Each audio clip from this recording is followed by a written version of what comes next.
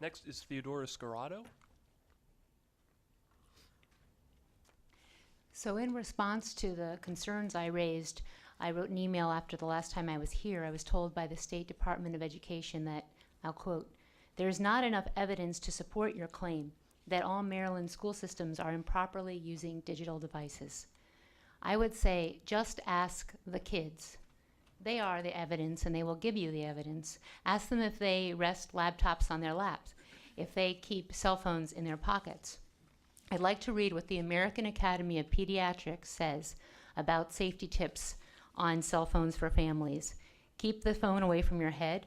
Make only shorter essential calls on cell phones. Avoid carrying your phone against the body like in a pocket, sock, or bra. And I would say that these tips were put in after the NTP, the NIH study, which I shared with you last time that I was here, showing increased cancers in rodents exposed to wireless long term.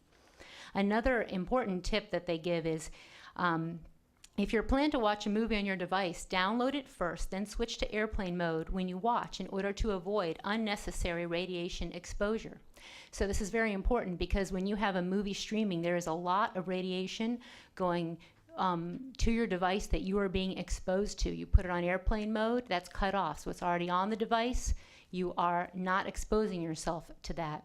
So the recommendation I would say to the schools is everything should be downloaded before the kids even come in. And another really important one, the American Academy of Pediatrics, our nation's largest group of doctors, has: avoid making calls in cars, elevators, trains, and buses.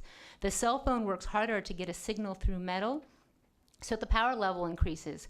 The radiation bounces off the metal. Now, I spoke to to a third grader who told me this.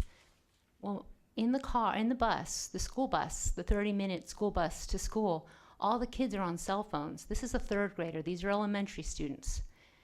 If there are 30 kids on cell phones in a bus, what does that mean for the exposure to these kids? And how is that acceptable if the American Academy of Pediatrics states that they recommend against this?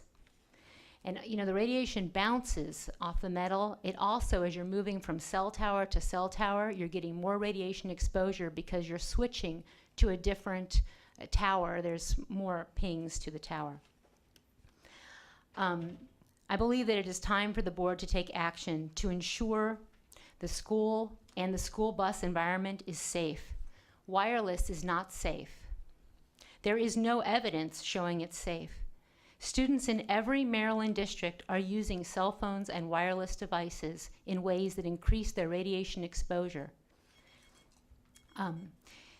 Thank you. Oh, so thank you. I also wanted to say that these emit radiation and students and staff need to be informed as well that your home cordless phone also emits radiation. So I hope that you'll educate students and staff, and I gave this to Ms. Necessary to give to everyone. Thank you so much.